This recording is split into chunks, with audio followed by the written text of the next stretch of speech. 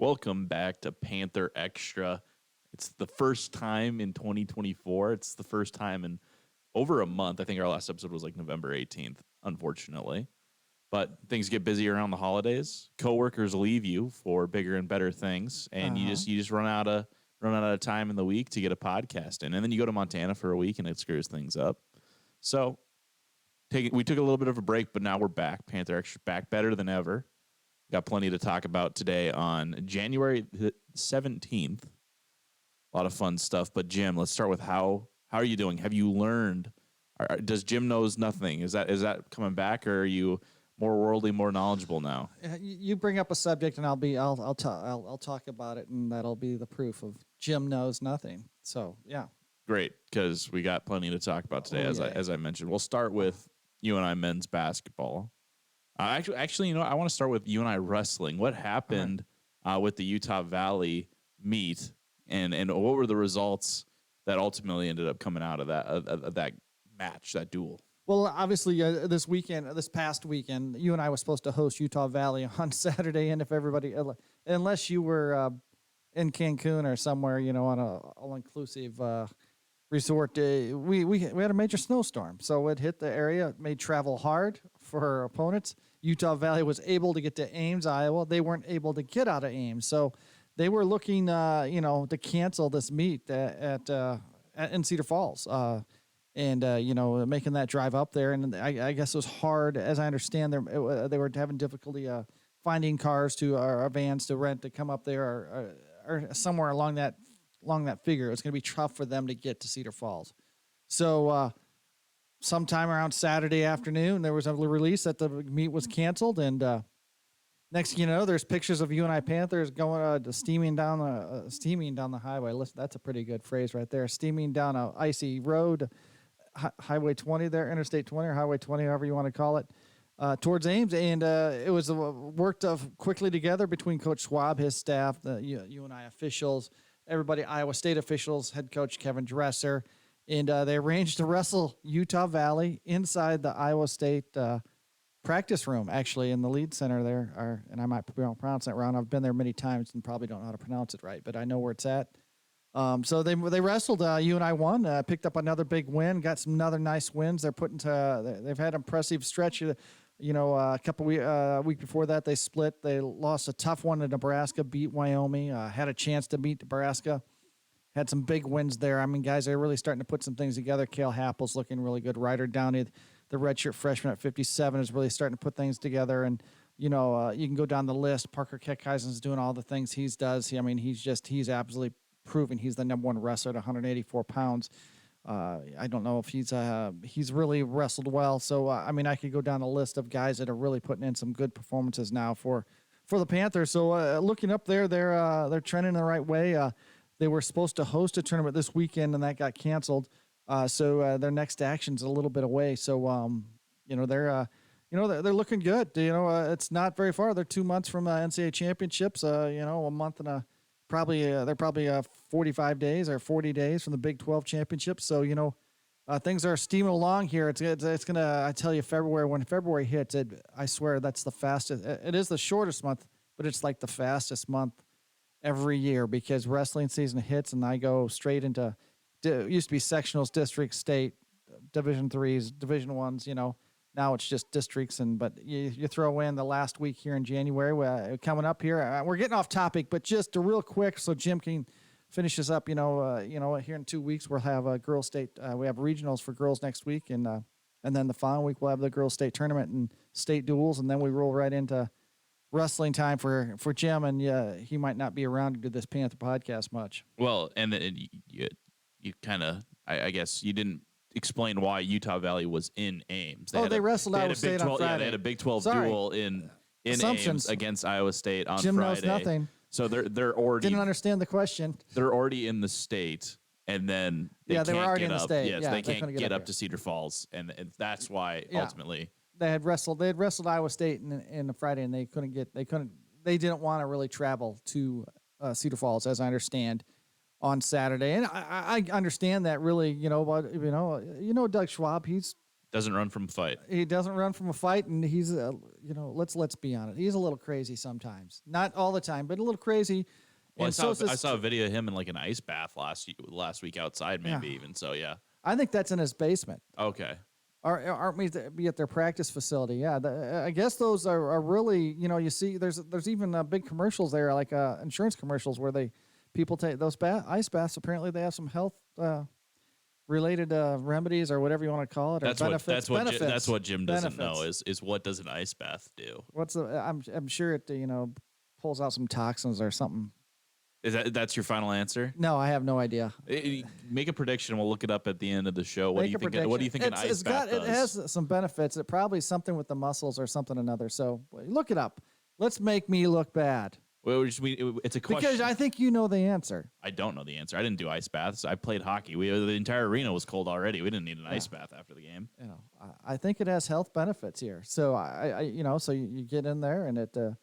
I'm gonna just say, it has something with the muscles. All right. So, you've changed your answer. It doesn't pull out toxins. It does something for the muscles. Well, it was a random answer. I was just throwing out lots of answers. All right. You ready? Yeah.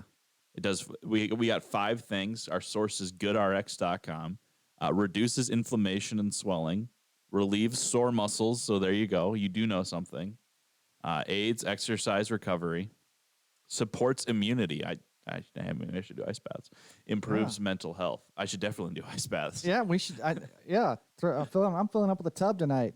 Well, I think it was the month of January. I got a cold, and then I got the flu, and then I got the cold. And it was like there was maybe 1 week total over the span of the entire month of December where I was healthy. Other than that, I spent. You got to start taking more ice baths. I got to start taking some ice baths. I bet Coach Schwab would let you come right over to the practice facility and you can jump in the tub. I don't think I need to go over to the Mac It's Club. It's a barrel. Jump right into the barrel. I got a nice sized bath. I'll fill it up. Maybe with ice. I think this is a competition. Next time we do one of these, we're going to go to the Mac Club and then we're going to have a competition. See who can sit in the ice bath the longest. I was the polar plunge champion at church camp in high school. So So you just went and swam around? Well, we had like a little creek that ran through the camp because it was in the mountains and it was all snow melt. Yeah, that was in the water. So it was freezing cold. I imagine we do it at 7 a.m. So you had to get up early because breakfast was at 8. Yeah. So you had to get up early at 7, go down. You do like a little prayer, and then you just do the polar plunge. And we got a prize if you won a day. And so I got like a fake resin bear claw necklace with like a leather strap. Right. This is awesome. Right. And so you got a little one if you won one day, and then if you won the entire week. So you could only win one day, but at the end, all the polar plunge champions, all the little necklaces grouped up and picked one champion. And you got a big resin claw. Whoa. I got the big resin claw. And then next year, because I was not a one-time champion, I was a 2-time champ. 2-time champ. Holy cow. I think I'm going to be the underdog in this contest. I got a giant cape. Yeah. That was like I love this faux contest. fur, like faux polar bear fur. And you so still got it? I'd have to ask my mom. It hung on a hanger in my room from the ceiling for a long time behind my door. That was a prized possession, I would think. My room does not look like the room I slept in high school anymore, so it would have to be put away in storage if I still had the cape. That's awesome. I moved out my sophomore year of college. My mom was like, "Great, start painting the walls." All the Nebraska ends came down. all my sweet memorabilia came down. It's now in my office here in Waterloo, but that's off topic. I'm gonna destroy you in the ice bath competition. Yeah, I think you will. But it's contest who can sit in it the longest. Yeah. All right. I got some mental fortitude. Longevity is how I won the prizes at church camp. So yeah. Mental fortitude. I have some. I think I could sit in there a pretty good long time. I bet at least a minute. I just need to make sure you don't show up with a book, because then you probably will be. You'll just be lost in the book. I think you got to submerge yourself, so you'd be having your hands outside. So it'd be interesting. Well, yeah, you got to be like armpit. Yeah, you got to be like at your armpits. I think Schwab had his hands in it too. Yeah, though. Yeah. I don't know. That's the update on you and I wrestling. Now we'll get to basketball. All right. You said you were doing some research. You got some notes. Actually, I took notes because I was thinking we were doing a whole different podcast. I was thinking we were doing the high school podcast today. My bad. Okay. So these notes mean nothing. They look impressive, but there's nothing there for me to include. All right. So talking about UNI men's basketball, and we'll get into some women's talk as well. The men 2-game win streak. I believe it's 5 of their last 6 that they've won. Let's see if I can do a really quick look at the schedule. They're playing very well. Yes, they are playing very well. 2, 3, 4, 6 of their last 7 from my count here. Starting back with the Prairie View A&M game. So 6 of their last 7, including 3 wins in the Valley. Yes, all right. I'm solid on that. 3 wins in the Valley. Good. Yes. They're 0-3 in quad 1 games, which, the net rankings. And there's no such thing as a good loss, apparently. Yeah. The Indiana State game was a good loss because that was a quad 1 game because they're 28th in the net rankings. Pretty much the only good loss you can have in the Valley right now. Just from your 3,000 foot, maybe not catching every game perspective, but reading every single article I've got bits and pieces just about every game. But reading every article that Ethan Petrick produces for the I do Waterloo-Cedar Falls that, Courier on UNI men's basketball. What's your take on the season so far?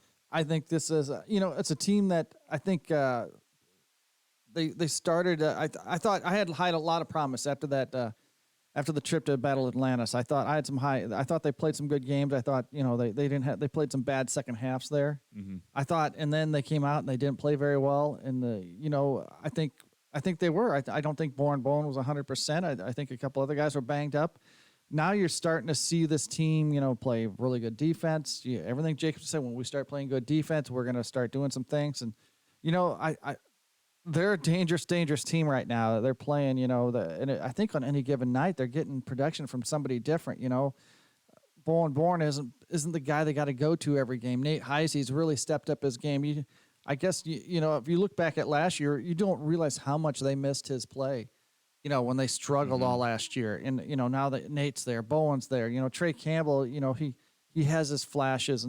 And then, now you get the freshman Kyle Pock is dangerous from outside. He's scoring, I think I was listening to the game the other night, and 90-some% of his points are from beyond 3-point range. But, that's a guy that stretches the court and is doing some good things, double figures the last 2 games, I believe. And, they're just getting production. Jacob Houston, getting some big games. Hudson.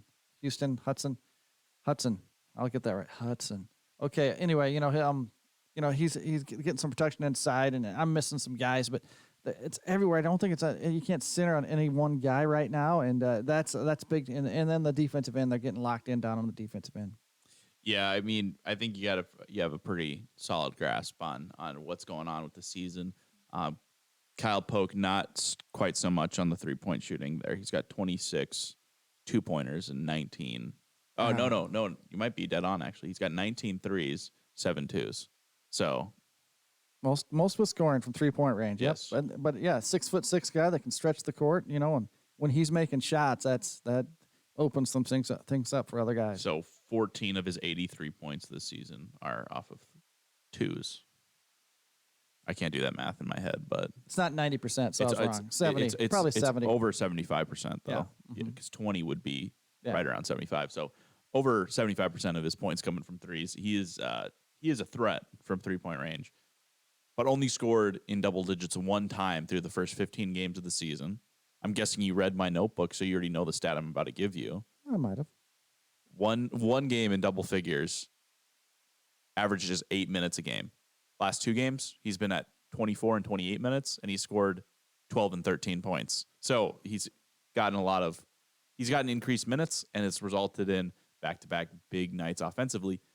But the big thing that I think stands out about what Kyle has been able to do is he's not getting the ball on every possession. He's not a guy that the ball has to go through. No. They do a lot of movement in their offense, and he's certainly involved in that movement. But he's not bringing the ball up, and he's not going to be the guy that's going to get the first pass. So he's like he's being very efficient with his touches, I guess, is what I should say. He's very efficient with his touches.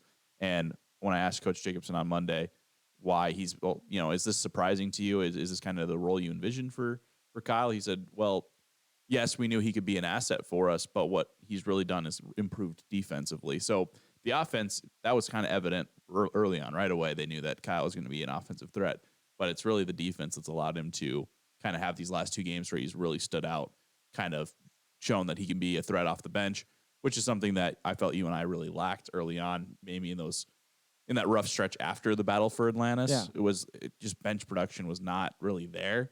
Now it has been because they have Kyle coming off the bench. I feel like Cole Henry's kind of settled in a little bit. Michael Dueck's had a couple of good performances in a row now, and I feel like those guys were just taking a little while to find their rhythm. Michael, he was in the starting lineup for the first 2 games. Now he's out of the starting lineup in favor of Trey Campbell. Now he's got a more defined role a little bit. Maybe he understands what they need from him a little better than what it was when he was starting. So, yeah, I think too his plays improved a lot. I think they got a lot of players that are pretty interchangeable. I think when you think about that. Well, that's the thing that Coach Jake said also with J-Dub after their win over Murray State was we're not 2 teams. We don't have a first unit and a second unit that we only platoon together. We have a team, and those guys are capable of being on the court with anybody. They might have lineups that they like a little bit more than another, but exactly. This is a team. They know how to play together. We're not running these guys separately at practice. We're intermingling them the entire time. So I think this is a team that's very deep. I think that they're figuring out some secondary options offensively, and that's going to make them more dangerous in March at Arch Madness. It's going to make them more dangerous over the next 6 weeks. And the consistency was not there early on, and that's why you had some of those tough losses. Texas Tech, that would have been a quad 1 win if they could have pulled that game out. They lose. Yeah. They're up by, I think, 12 in the second half, and they end up choking it on Thanksgiving Day. Sorry to bring up that memory for Panther fans, but they had some chances. If not for inconsistency, I think that they'd be in a much better place. And I think that maybe forget about that Indiana State game a little bit, considering you can't hit a 3-pointer to save your lives. Indiana State is off. That's really the only stinker they've had in their last 7 games. It's their only loss in their last 7 games. It's all the last games, but I think that was probably in their last 10 or so that they really, really played poorly. I think I saw a stat last night that in Indiana State's last game, their starters all played more than 30 minutes, and there were maybe like 2 other guys who had even above 5, and other than that, that was like all they did for their rotation was like a 7-man rotation. And there's some people talking about, is this sustainable in March? Do you think that Indiana State, going basically running their 5 starters until they can't move anymore and then barely getting their bench pieces in, is that more sustainable than what UNI is doing? Is that what's the winning strategy in the Valley, do you think? I'm not a head coach making, big 6 figures here, but I'm going to throw in 2 cents here. I think that might hurt Indiana State down the road a little bit, but I think, those guys are going to find a way. Those first 5 guys are pretty darn good. Playing 30 minutes, that should be an expectation. 30 minutes, that means you're getting 10 minutes of rest in a game. So if they can give 10 minutes or 8 minutes of rest, you're playing 30, 32 minutes. You should be able to make that go. All right. I am guessing Caitlin Clark, who averages she averages probably, if we looked up her minutes per game, I bet she's over 30 a game. And you know what? She was pretty dang good last year in the NCAA tournament. Well, okay, so here's the I pulled up the real stats so I can tell you exactly what it is. Kent and Larry. Kent's the one who had a great game against UNI. They both played 40 minutes. Conwell played 32. Isaiah Swill played 34. Robbie Avila played 37. And then the only guy off the bench with more than 3 minutes was Xavier Bledson, who had 12. And that was a 22-point win over Missouri State. So they were just kind of, running over the Bears, and they didn't really work in that second unit much. Maybe that's not going to be a bad deal for them this year, but I feel like long term that could be like they're not going to maybe 3 years down the line when the bench players that are on the team right now didn't have any playing time. That might be when they reap what they're sowing right now. But it doesn't feel like a very sustainable strategy, and I think it could show up earlier than expected. Here's because I threw that stat out there, I had to look it up. So Caitlin Clark last year averaged 34.4 minutes per game. That's one player, though. And she averaged 32.8. So still, but I mean, think what Iowa women's basketball will be without Caitlin Clark. It's easier to find one player that can play 35 minutes than five players that can play. I don't know. They're college athletes. They're 18 to 23 years old. They should be able to run for 30 minutes. I'm 24 years old, and I couldn't run for 30 minutes. Well, you want me to say it on this podcast? I'm not a college athlete. No, that's not it. It's because I had canes before we came in here. I think you're a little soft around the sides. Oh, jeez. Little doughboy over there. You were making it about age, so I just pointed out. I'm I'm 30 years older than you here, so yeah, I should be a doughboy. All right. We'll go ahead and now that we're making fun of my weight, we'll go ahead and move along to women's basketball, where they have also picked up, I think that's 3 wins in a row for the women. Let me confirm. It is. They're 4-9, 3 straight wins. Got Grace Buffelli back in their most recent game against Valparaiso, and she leads them in points with 16 and rebounds with 7. We were told that there was going to be a ramp up. We were told that, don't expect Grace to be right back where she was at when she comes back. This is what Coach Warren told us about 2 weeks ago. It's going to take her some time to get a feel for the game, get conditioned again. Obviously, it was against the worst team in the Valley in the standings. No disrespect to Valpo, it's just the standings. But what do you make of the Buffelli return? Well, that was huge. It was obviously they really missed her. She's a they have people. This is a phantom rule here, but they have like Grace Buffelli rules. People will tell them because she plays physical. Mm-hmm. She's a physical player. She's gonna rough and tumble, and sometimes she'll get you would call a Grace Buffelli foul because she plays physical and she's not. She's gonna barrel down the lane and she's gonna knock bodies to the ground. And that's what she does, and that's her. That's not only her game because she can shoot the three, she can dribble, she can penetrate, stuff like that. But when she posts up, she's a physical player, and that's what she was in high school. That's what she is now. They missed that, and you could look at the statistics. They were really bad rebounding without her. Now like you've read Ethan Petrick from the Waterloo-Cedar Falls Courier. I've also been to a couple press conferences and listened. I listened. This is a player that she can play. So, and you can look at the results. So they won.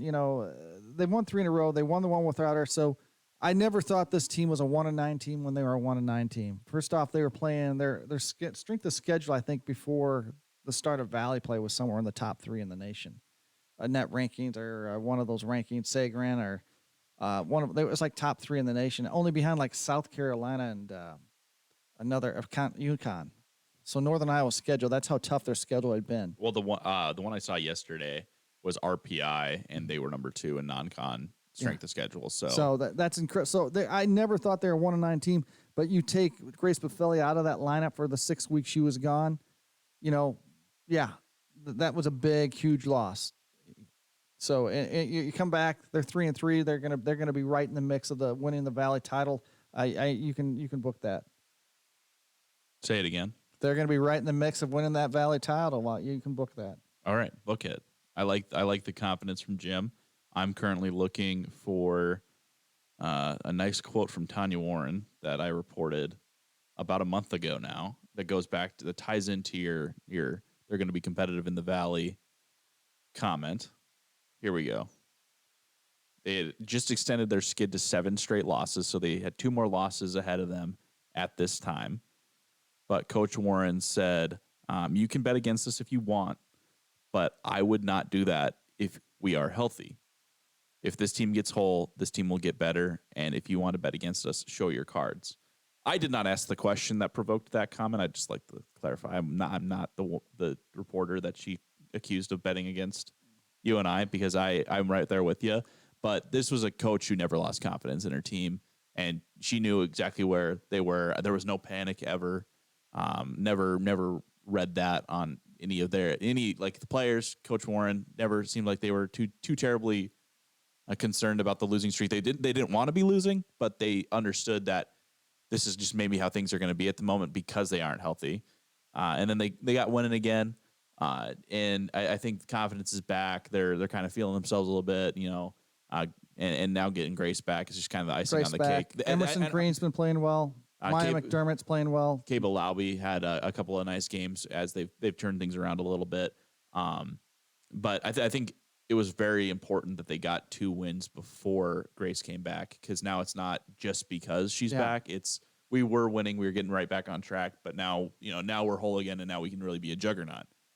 Do you think there's anything to getting 2 wins before you get your 2023-2024 Missouri Valley preseason player of the year back on your roster? Is there anything to that, or am I kind of out there? I think you're there. I think that builds, okay, we struggle without Grace, and now we won a couple with Grace. Okay, what happens if she re-aggravates that? Okay, we figured some things out in those 2 games that those 2 wins that we didn't have her.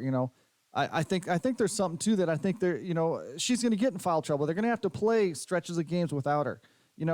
Even if they're legitimate fouls, they're going to have to play some stretches without her. They got to get those minutes where she's on the bench. They have to be productive. They either got to stick in the game, narrow the gap, increase the gap, whatever it may be. They've got to be able to do that without her sometimes, because she's not. The fact the game's ebb and flows of the game. You're going to get in foul trouble. You're not. She's going to, so I think that's a big confidence builder. I really do. I think that was winning 2 games without her, and then you get her back, and like you said, yeah, it was against the team in the last in the standings, but this team's trending up, and I think everybody in the Valley has noticed, and I don't think anybody forgot that UNI was going to be in the thick of things, no matter what they looked at the end of January or at the end of December. I think the teams in the Valley knew UNI what they were, and they knew when Grace Buffelli came back. Okay, here's one of the top 2 teams in the league. You got 2 chances to see the UNI women this weekend in Cedar Falls. They play Murray State on Friday at 6 p.m., and they play Belmont on Sunday at 2 p.m. You don't have me scheduled for anything on Sunday. You want to work on Sunday? Well, I was just going to self-assign, not to be a martyr. I was just going to say you can go on Sunday. I'm going to go to the Belmont game. You're going to the Belmont game. Okay. I was just making sure that I wasn't forgetting about something else. I just want to make sure I don't overwork you. I was just making sure I didn't have something else there real quick. I think there's some indoor track going on this week, too. Do you want us to cover some track? I know you're a former track manager at the University of Nebraska here. You got me scheduled for stuff on Saturday, so I don't think I can swing it. You can't swing it, no. But I'm working on track stuff. I've got my eye on a couple of things, and including I got a sweet track scoop at a basketball game last week. So that's what my UNI beat writer needs to be doing. Yeah, and the stuff you see at the McLeod Center that isn't on the court, you'd be surprised. That's how it works. Keeping your eyes peeled, but you also need to keep your eyes open. Eyes open, ears. You also need to keep your eyes. Well, you need to keep your head on a swivel, because TC and TK will kind of sneak up on you, and then they'll just they'll harass you a little bit. So if you can see them coming a little bit, you can look really busy, or maybe you can pretend like you're going to go to the bathroom, and then they'll keep walking, because they'll point at my computer, and it's a little annoying. You love them, you know it. Well, I liked them better when I thought that they were boyfriend girlfriend. Now that I know that they're brother and sister, it's kind of weird. That is weird. I didn't realize that there was mascot lore. I didn't think that was a thing. We don't have mascot lore at Nebraska. We just have Herbie and Little Red. There's no backstory. They just are what they are. They're at the games. Little Red jumps on his head. That's about the most in depth we get with our mascots. All right, we'll go ahead and finish it out with football, where the rumor came out yesterday that Luke Falk, former Washington State quarterback, former NFL quarterback with the Jets. I don't know if that was the only team he was with, but that was the most prominent team he was with, is the focus of the UNI offensive coordinator search. Bodie Reeder leaves last week. It was announced on Wednesday, so a week ago, that he's going to Middle Tennessee State. Opened up a second coordinator vacancy for UNI because they've already lost Jeremiah Johnson to Louisiana Tech. Luke Falk is the focus of the search. I've heard similar things. That's what I've heard as well. Nothing is final at the moment, however. Just first blush, seeing the rumor, Jim, what were your thoughts on Luke Falk as the focus of the UNI offensive coordinator search? Well, if they're trying to stay with what they've been running, the little spread type offense, spread the field, get guys opportunities. He played for Mike Leach, so that's a pretty crazy system there. Mike knew how to, Coach Leach knew how to score points and move the ball up and down the field. So, hopefully he has some of that background. I don't know a lot about where he coached at Wingate. I'm not even sure what state that is in. It's in North Carolina. It's in North Carolina. It's in Wingate, North Carolina. It's very close to Charlotte. Okay, so it's a Division II program. He was only there for a year. So there's not a whole lot of coaching background there. So it's a young and upcomer. I know Coach Farley loves these young guys that are up and coming guys. He believes in giving them chances, and that's what Bodie Reeder was. Although Bodie had been around a while, so. He'd been on multiple Division I staffs already too, as well. So this would be a big, huge step up for Luke Falk. But you get him here, and if that's the guy, you like his background with playing in the pros, playing for Mike Leach. now that's one thing. And now what's he going to bring to the table? Because there's a lot of moving pieces. Obviously they're looking for a lot of right now they're looking for a lot of coaches. So they're trying to build. Coach Farley's trying to wrap up the recruiting class here and trying to recruit some coaches. Yeah. So there's defensive coordinator and secondaries coach that they're missing on defense, offensive coordinator, and there's one more offensive assisted departure that I've been told is coming. I'm not at liberty to say who it is, but there's one more coming. So that's all the more I can go on that. Looking at Luke Falk on his Wingate, I prepared and I forgot I prepared. He got drafted by the Tennessee Titans and he played for Miami and New York, the Miami Dolphins and New York Jets. But before he joined the Wingate staff, he was a quarterback coach for hire, basically, in Utah, and he trained quarterbacks. I couldn't get any info on who he might have trained, but I did get, I managed to use a web archiving service to find the website of his training service, and it looks like it was him and one other guy doing the training, and they kind of tout themselves as, building mental strength, getting a little bit more zip on your passes, how to take care of your arm so you're not going to throw it out like a pitcher in baseball might. Let's see if I can find the other person's name real quick. I think it was Mike Favero was his partner, and it was called 4QB Training. Yeah, important. I mean, and that's important to get into UNI. I mean, they're looking for a new starting quarterback. So Aiden Dunn needs that, and I can't think of the other backup. There's a couple of guys on the roster that could see snaps. So a couple freshmen. You got Braylon Cameron, who was a freshman last year, redshirted. He traveled to a couple games. Most notably, I know he was in Pocatello, Idaho, for that game against the Bengals. Didn't see the field, but he was there. They have Jake Wolf, who transferred from Butler CC, Aiden, and then they also have Cale McThenia coming in from Illinois. Big time recruit there. I hope I'm not forgetting. Oh, they got Matthew Sheckelman as well from Appleton, Wisconsin, who was a redshirt sophomore this last year, I believe. I think it's kind of Aiden Dunn's job to lose unless they bring in a transfer. Bodie was really high on McThenia and Cameron, but he's out the door now. Who knows what a new offense coordinator is going to see? I think all of those guys have tools that are able to help you and I. Obviously, they recruited them for a reason. Yeah. But I think it's probably done. It's probably important with those, especially those quarterback recruits, to bring in a guy with a name. And Luke Falk, although not a big name, I knew when the name popped up, I knew who he was and I knew where he played without even reading the whole thing. I knew it was Washington State. I knew it was an NFL draft pick. I knew that kind of stuff. So, that's a name you want. That's one. If UNI is trying to keep those guys in without those guys entering the transfer portal. That's probably the number one hire you got to get right now because Farley's defensive background. They got Bryce Pop, so they got some guys with name on the defensive side.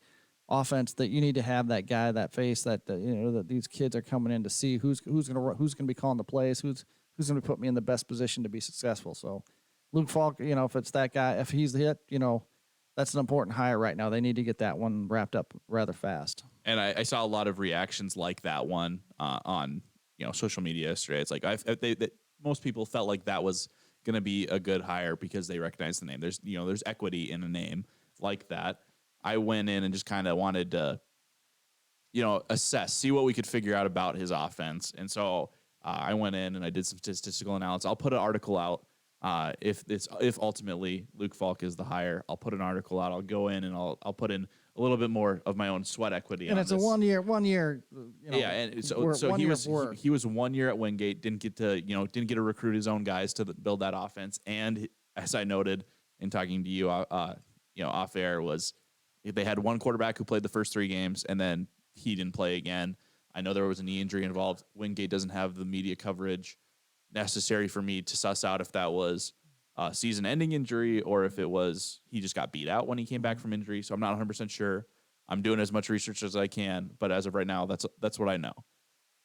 What I can tell you is they ran less plays, 115 less plays than they did the 3 years before Falk came. They averaged 255 less yards per season, not per game. That'd be really bad. They actually averaged 7.6 more yards per game with him there, but 2.6 less points. Passing offense was probably where he improved the Bulldogs the most. They went up to 39th. They were the 39th ranked passing offense last year, which was their best non-COVID season ranking the entire time. So passing offense, if that's what you're looking to replace with Bodie, Luke Falk does it well. They threw less interceptions, so they took better care of the ball. They're much more efficient. They threw for 33 more yards per game, threw less touchdowns, but again, we only had a season to work off of and didn't have the same quarterback. So the things you like to see, they threw less interceptions and they were more efficient and they were getting more production. They had they were 7.13% better in completion percentage. So they're hitting their marks. You're smiling at me because I'm getting really deep into the stats right now. But, there's not a lot to take away, but there's something to take away there. Yeah. He had two quarterbacks, didn't get to use his starter the entire season, and he made their passing offense a little bit better. So that's what you hope, So a lot of things. I think it's an important hire to get done right now, and if Luke is it, that congrats to him, congrats to you and I, and he can get to work with those quarterbacks here pretty soon. Spring ball is not that far away. So you're looking at signing day here in 2 or 3 weeks, and then spring ball's a couple more weeks after that. They'll be getting ramped up for those 15 spring practices. And you got a pair of FBS games to prepare for. You got Nebraska on the 14th of September, Hawaii on the 21st. It's going to be, and then you got St. Thomas, who was not Pioneer League champions last year. That was Drake, but the year before, St. Thomas won the Pioneer League in their first year at Division I. So St. Thomas not going to be as easy as it was the last time the Tommies came to town. Or did you and I go to Minneapolis last time? You and I played them here. I covered that game. That was here. So this year it's away. It's in Minneapolis. Yeah. So, or St. Paul. It's in St. Paul. It was the first year when they were transitioning. I think that was the first year. So they were transitioning from from D2 to non-scholarship, isn't it? Non-scholarship. Yeah, Pioneer League's non-scholarship. So So anyway, I covered that. That was 3 years ago. 3 years ago. Yeah. It sounds about right. Yeah. So. You got a lot to prepare for. It's not going to be an easy non-conference, and I think a lot of people already established that when they had the semi-awkward schedule released last month. But I think Luke Falk can be a good hire, and you need to get an offensive coordinator in fast because spring ball is coming, like you said. So I think you're right on with that. And going back to the schedule. Ethan will be standing outside the Courier offices here on Chancellor Boulevard here tonight from 2 a.m. to 3 a.m. with a cup to. Oh, am I panhandling for Hawaii? Panhandling for his trip to Hawaii. So anybody would like to drop over some quarters or something, pennies, whatever, he'll take them. Yeah, I still have some friends in Lincoln media, and Dylan Ryle is the #1 quarterback recruit in the country. He's signed with Nebraska, and he played in the Hula Bowl this week, or he's playing in the Hula Bowl this week, which is in Hawaii. And they just went to go cover there's like 2 other recruits that are also playing in the game. So they're going for 3 players to watch him play in this prep all-star game to Hawaii. And I was like, geez. They got a different budget share the wealth a little bit. They have a little bit I of would a like to go budget. to Hawaii for a real game, please. Yes. Of course, the game will be played at night. It'll be 3 a.m. here when they kick off. I'll be locked in, though. Something like that, yeah. That'll be the latest I stay up to cover an event ever in my life, or the earliest I'll get up to cover an event in my life, depending on how you look at it. So anyway, from 2 to 3 a.m. tonight outside the Courier building here in the Cedar Falls Industrial Park. Too bad we don't have like a cardboard cutout that we could stick so that if people just happen to drive by, they think we are actually doing it. All right. Well, believe me or not. So Ethan's taking donations. So. You got me nervous now. It feels like you're assigning this to me. Maybe I do have to stand outside in negative 40-degree wind chill. That'd get me ready for our ice bath. All right, you can stand inside the building. Oh, in the vestibule? Yeah. Since I don't have my fob because my wife stole it. That'll do it for Panther Extra. It was a great 40 minutes to spend with you here on a Wednesday. Jim is excited to be back, I know, because he demanded that we get back to podcasting. We got even though it's my thing. I love to talk. I know you do. All right. We'll go ahead and see you guys next week here on the Panther Extra Show. Thank you for watching.